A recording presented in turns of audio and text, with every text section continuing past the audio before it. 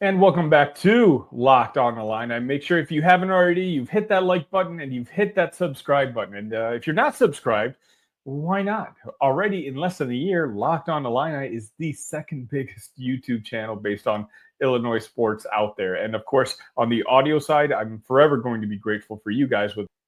In this segment, I kind of wanted to give some credit to a guy who I feel like I'm over the top when it comes to giving some credit to, and that's Will Riley.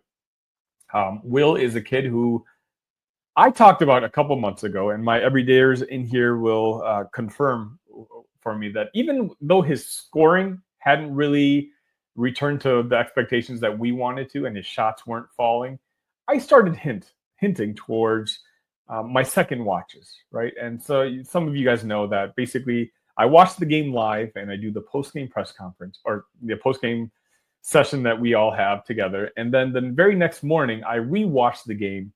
And then I just try to jot down a couple notes about some certain guys or certain plays that may have stuck out to me that I didn't get a chance to see live just because I was in the moment. And I did mention Will Riley on Sunday's post-game show. In my opinion, the game turned the way it did because of Will's play. And just to get back to my original point, Will was a kid who, to me, was starting to figure it out right around the turn of the year. To me, it seemed like even though his shots weren't falling, the game was starting to slow down for him. And even though the shots weren't falling, that was the one aspect of his game I was not worried about. And it was the one facet of the game that if you watch Will Riley high school tape, you know he's one of the best pure scorers in the entire country. And I'm just talking about in this planet in general. Once he gains 15, 20 pounds, I think he's going to be an ideal player for even the modern day NBA. So, I saw the turnaround happening, but the shots weren't yet falling. But as of late, they kind of have been. I'm going to read off his points totals since January 3rd, 16, 24, 18, 27, 10, 13, 11, 7, 15, and 13. So obviously on the offensive end, at least when it comes to scoring buckets, it's starting to slow down for him as well. And the key thing is, in the beginning of the season, if the threes weren't falling, nothing was falling. And, sometimes I don't blame him. That's kind of a trick that all young kids kind of fall into sometimes. Your three-point shots more often than not are going to be more open than putting your head down and attacking the rim. And so when you have confidence in yourself, when you feel good about your three-point shot, when you see it go in all the time in practice, you're a little bit more inclined and a little trigger happy to take those three-point shots. But as of late, right now in the last 3 games, Will Riley is 1 for 12 from three-point land. But you know what? I would argue over his last at least 2 games, he was kind of non-existent against Duke. But let's be honest, I've erased that game from my memory at this point. Will's been one of our best players. He's been, in my opinion, a better player than Kasparas Shakishonis. I talked about it in the postgame against Michigan. The game Kylan Boswell had was amazing. The way Trey White, 19 and 11, the game that he had was absolutely key for that victory over Michigan. But Illinois was only up by 1 point at halftime. And there was a lot of venting I was doing on mainly the social medias, but also the Locked On the Line Discord, link in the description if you're not in already, about how I don't think that you're going to win a game against a good Big Ten team if Trey White or Kylan Boswell are your best players. And I mean zero disrespect to those 2 players. Kylan had arguably his best game as an Illini, and I feel like at times, at least as of late, I should be Trey White's agent, the way I've hyped him up and, been very vocal about my disagreements with Brad on Trey White's game. And I think he should always have been playing 25 minutes a game for this basketball team. But I said that, hey, if Kasparas doesn't really show up in the second half, Illinois is going to be in trouble. And, Kasparas ended up with a very respectable stat line. I think it was like 17, 6, and 4. But to me, they were very much empty calories. He got a lot of his three-point baskets, his free throws, when the game at that point was already in double digits and the game was somewhat in hand. But a guy who did contribute to a lot of what I wanted Kasparas to do was Will Riley.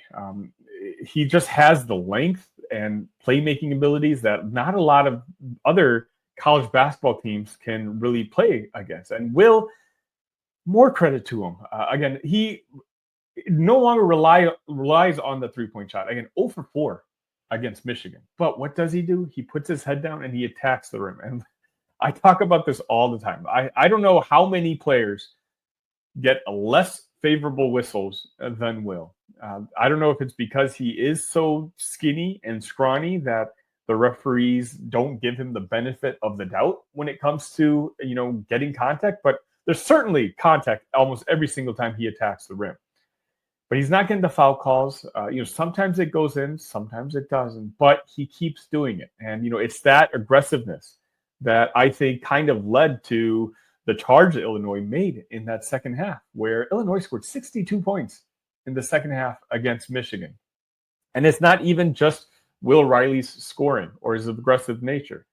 The scouting report on Will was he wasn't much of a passer and he wasn't much of a defensive player. But in that second half against Michigan, he made right play after right play after right play. And that's included if he's attacking the basket, but he sees the defense collapsing on him. Will, right now at this stage of the season, has matured enough to make the right pass out to the kid who might be open for a wide open three. Now, whether that's a good shot based on this Illinois season, who knows? But it certainly was on Sunday against Michigan, where Illinois shot 37% from three-point land. And I guess I keep saying this almost, but I really feel like this up and down season that Illinois in general has been having, we might be on the trajectory back up because we know Kasparis is a star. The ceiling of whether he's a superstar, maybe that's debatable. But Will Riley, I think right now is kind of becoming a star in his own right. He's a guy who I really think, whether it's going to be the Big Ten tournament or the big NCAA tournament, I think the world is going to kind of learn about Will Riley in a game that he's going to have 22 points, 7 rebounds, and 5 assists. And he's going to be the MVP. And that's going to be the game that's going to kickstart the Will Riley to the NBA, if not, a lottery pick discussions, because he deserves to be. And I know that's going to upset some Illinois fans, but again, I said this in the first segment, there's no amount of money that Illinois is going to be able to offer a kid who's going to be a top 20 pick in the NBA draft. The NBA contracts are guaranteed. They're multi-millions.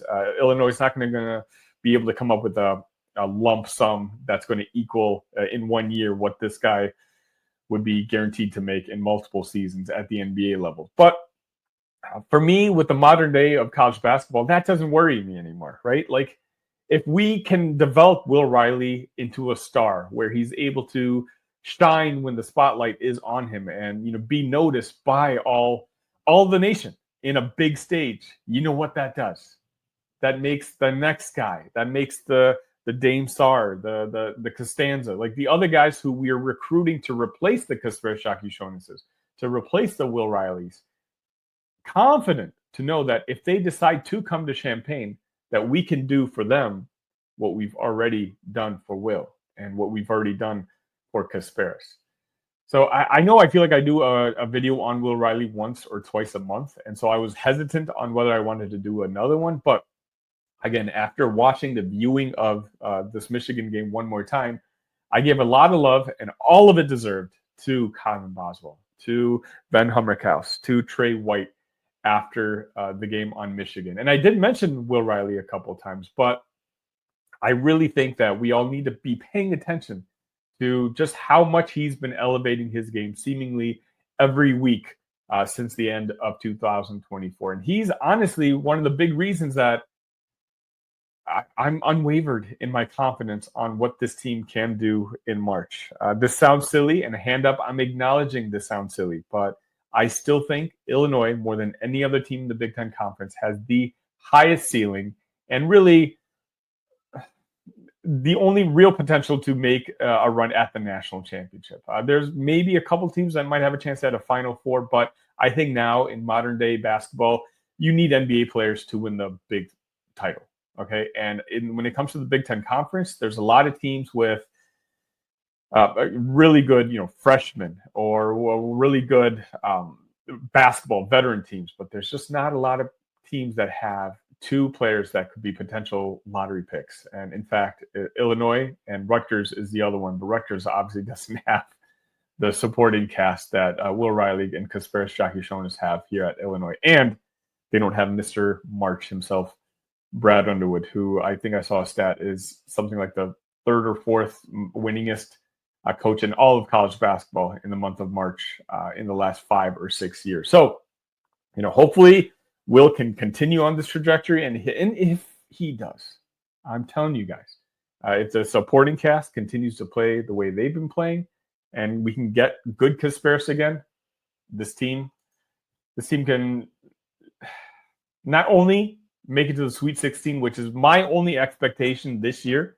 but can you imagine after the roller coaster season that we've had this year, if this team, led by an emerging Will Riley, can make another Elite Eight run or possibly even Final Four if the matchups are right and the shots drop?